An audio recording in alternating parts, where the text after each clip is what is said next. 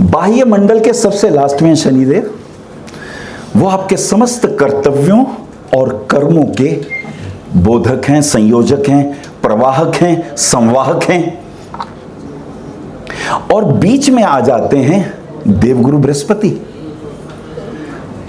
बृहस्पति को जीव कहा है, जीव यानी जीवात्मा, इसी को जानना है आपको। और पूरी भृगुनंदी नाड़ी इसी जीव के आसपास घूमती है। जीव यानी तुम। And if you are not having your time of birth, तो गोचर की कुंडली बनाओ, देखो गुरु कहां है, उसे लगन में रखो, ये हो तुम। भृगुनंदी नाड़ी देखो कैसे प्रकट होती है। हमें आपका टाइम ऑफ बर्थ नहीं चाहिए, होता भी तो नहीं। अच्छा, कौन घोषणा कर सकता है मेरा टाइम ऑफ बर्थ सही है? कोई भी नहीं कर सकता।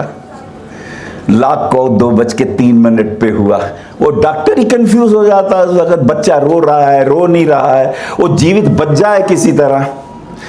2-4 मिनट तो वहीं हो जाते हैं, कहां बता पाओगे? तो पार्वती जी ने शिव जी से पूछा, प्रभु ऐसे व्यक्ति जिनका टाइम ऑफ बर्थ एक्यूरेट नहीं है, उसे कैसे देखें? तो शिव जी जो उनको कह रहे हैं वो नंदी जी सुन रहे हैं। नंदी जी और भृगु ऋषि के बीच में ये संवाद चल रहा है। ये बड़ी कथाएं हैं, बीच बीच में बहुत से ऋषि आएंगे। वो कहते तो आप ऐसा करो, गुरु को लगन में रखो, क्योंकि गुरु जीव है, गुरु जीवात्मा है, वो तुम हो। अच्छा, यहां पर बड़ा आसान तरीका है। गुरु को अगर आपने लगन में बिठा दिया, अब किसी का गुरु, अब जैसे किशोर कुमार का गुरु जो है वो वृषभ राशि में था, तो वृषभ राशि को लगन में ले आइए, गुरु को वहां रखिए। क्या खूबी है? गुरु जिस राशि में होता है, उस राशि के जो गुणधर्म हैं वो जीवात्मा के ऊपर आरोपित हो जाते हैं। ये है कमाल भृगुनंदी नाड़ी का। तो गला देखा आपने किशोर कुमार का, गले का कारक वृषभ राशि, और क्या थ्रो थी उनकी, और सुनते उन्होंने तो कहीं सीखा भी नहीं, फिर भी वो क्या गायन था उनका। अच्छा, आज के सदी के महानायक आप अमिताभ बच्चन ले लीजिए, उनका गुरु कर्क राशि में। कर्क राशि चंद्रमा, मन का कारक, मस्तिष्क की विभिन्नता। अच्छा, 16 कलाएं किसके पास होती हैं? चंद्रमा के पास। किसके पास होती है? तिथियां तो चंद्रमा के पास है ना, 16 की 16। अब ये जो 16 कलाएं चंद्रमा के पास हैं, अब आप अमिताभ जी को देख लो, कुछ भी कोई भी रोल दे दो उसमें ऐसे घुस जाते हैं, इतना कैरेक्टर में घुस जाना। वो कहते हैं ना, समझदार आदमी वो होता है जो अपने घर में ऐसे जिए, घर में कैसे जिए, जैसे नाटक कर रहा है। मित्रों में मिले तो ऐसे मिले जैसे नाटक कर रहा है। अरे गंभीरता से नहीं लेने का, सबको अप्रिशिएट करने का है ना। जिसमें जो गुण हो उसको अप्रिशिएट करो, और तुम पाओगे संसार में सब तुम्हारे मित्र हो गए। बड़ा आसान है शत्रु बनाना। किसी में कोई अवगुण हो उसकी बुराई करो, नहीं यूं तो तुम अच्छे हो, बस शराब बहुत पीता है तू, बहुत घूर घूर के देखता है तू, मैं सब जानता हूं तेरे बारे में। आप किसी का चरित्र का हनन करेंगे, वो छोड़ेगा आपको। आप देखते क्या हैं, आपकी दृष्टि क्या है? दृष्टि, दर्शन और दृष्टा। चंद्रमा, चंद्रमा यदि मन के कारक हैं, जिसका भी गुरु चंद्रमा में होगा, यूं ही गज केसरी नहीं कह दिया। इतनी कलाओं के अंदर विभिन्नताओं में विविधता दिखाने की सामर्थ्य प्राप्त हो जाती व्यक्ति में। अब गुरु को हमने लगन में रखा, अब आपको प्रेडिक्शन करना है। कैसे करें प्रेडिक्शन? आप तो हमें पराशर ऋषि के कुछ सूत्र बोलने ही नहीं दोगे। नहीं, हैं उनके भी सूत्र, उनके तरीके अलग हैं। पहला नियम BNN के अंदर महारत प्राप्त करने का, गुरु किस राशि में है, उस राशि के कैरेक्टर, उस राशि के जो ग्रह अधिपति होंगे वो गुण जुपिटर जीवात्मा धारण कर लेगा।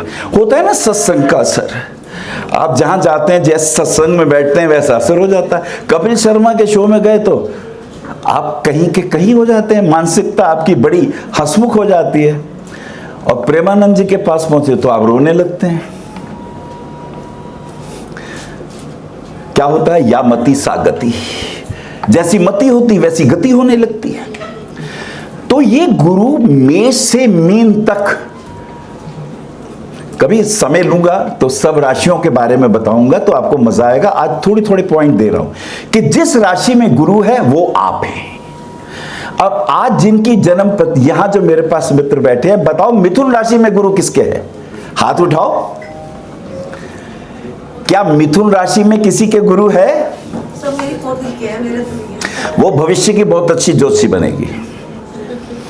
बुध में क्या है? वाक्पटुता। बुध है बुद्धि, बुध है बुद्धि का विस्तार, बुध है अनुभूति और बुध है अभिव्यक्ति। जो तुम महसूस कर सको वो तुम बोल भी सको। अच्छा कोई बात नहीं, अगर गुरु नहीं है मिथुन राशि में तो गुरु के ट्रायंगल में क्या? 3, 7, 11। अब अगर मिथुन लगन होगा तो ट्रायंगल क्या बनेगा? 3, 7, 11।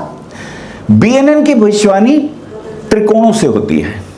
वही जो पराशर ऋषि कह रहे हैं, धर्म त्रिकोण, अर्थ त्रिकोण, काम त्रिकोण और मोक्ष त्रिकोण, वही लेके चल रहे हैं ये BNN, ये भृगुनंदी नाड़ी वाले।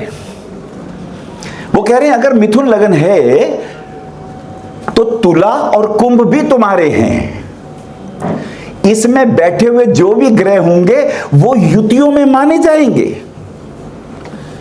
अब गुरु अगर मिथुन राशि में है तो आप ज्योतिषी होना ही है, लेखक होना ही है, राइटर होना ही है, आपकी वाक्पटुता तो होनी है, बुद्धि का तो विलक्षणता होनी है। और इसमें कमाल एक और है कि त्रिकोण का तो आशीर्वाद मिलता ही मिलता है। एक दूसरा लॉ इसके अंदर आता है। पहला लॉ, गुरु जिस राशि में है उसके गुण ये धारण करता है। दूसरा लॉ जो त्रिकोण होता है उसकी राशि के स्वामी और उन राशियों में बैठे हुए ग्रह गुरु के साथ युति जैसे माने जाते हैं। अब मान लीजिए गुरु मिथुन राशि में है, 7 नंबर पे शुक्र हो गया और 11 नंबर पे शनि हो गया। अगर शुक्र और शनि भी यहां मिल जाए तो चमत्कार है, क्योंकि 3, 7, 11 काम त्रिकोण है। कामनाओं की पूर्ति, इच्छाओं की पूर्ति। हम सपने तो देखते हैं, क्या सपने पूर्ण होते हैं?